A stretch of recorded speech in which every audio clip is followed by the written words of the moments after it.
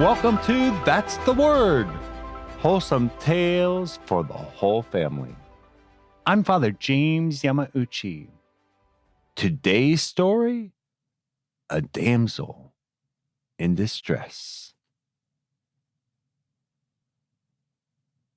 The young queen looked down, emotionless, at the approaching enemy forces winding their way through the city streets. She and her people were betrayed. Someone had let the enemy in, and now the town was overrun with the pretenders' forces. She knew that her husband, the late king, had been poisoned. She knew that the man who claimed the throne poisoned him. Now that the town had fallen, she was a prisoner of this pretender and his villainous wife. The pretender offered to have his son marry the young queen. That marriage would secure his claim to the throne. And, after all, the queen was very beautiful. However, she rejected the proposal, saying, "If I ever marry again, it will be to a man who can avenge my husband's death."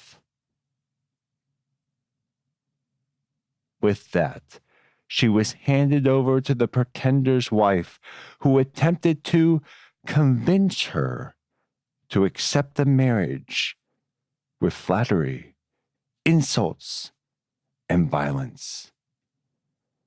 None of these would move the young queen. Finally, she was thrown into a dungeon where she was left to rot. Only her maid and her confessor were allowed to see the young queen. But she remained undeterred.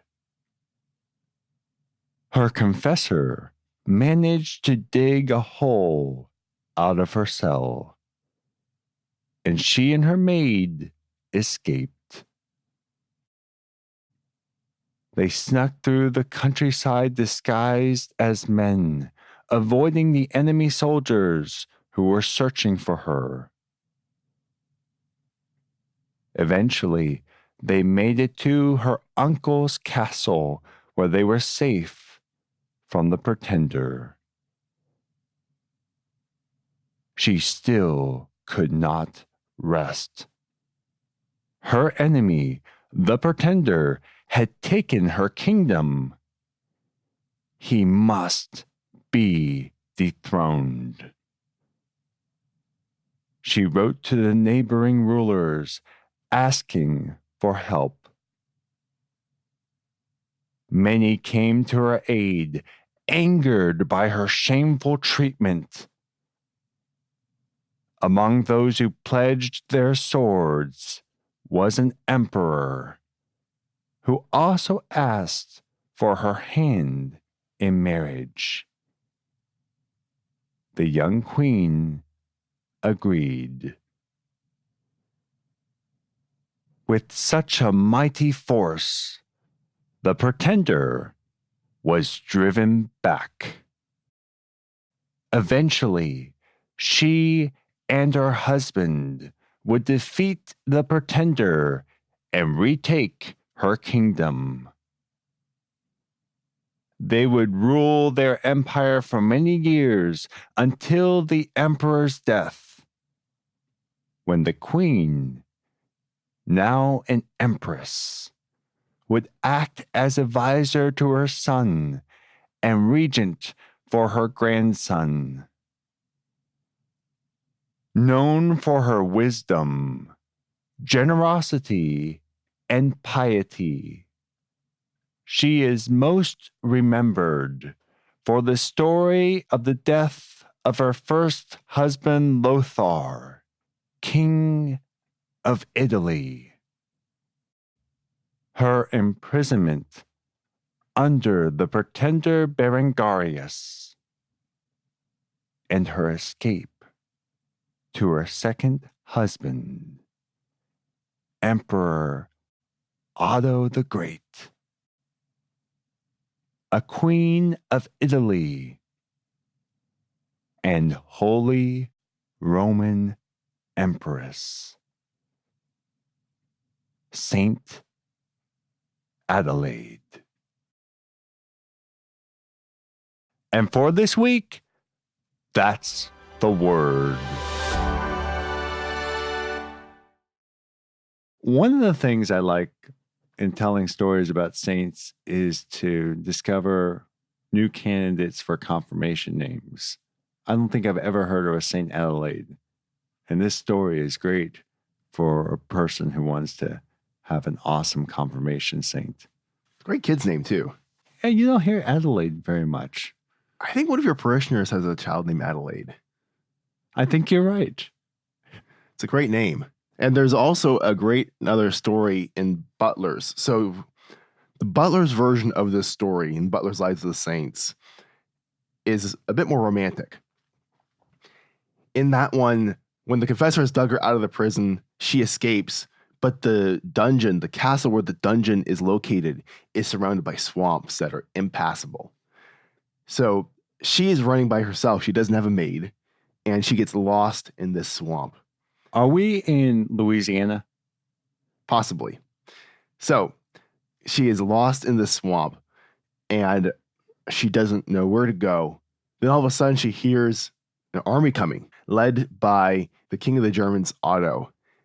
They both fall in love, and they get married, and it has nothing to do at all with the fact that he is the king of the Germans and she's the queen of the Italians. I can just hear the theme song entering now. I know you. I walked with you once upon a dream.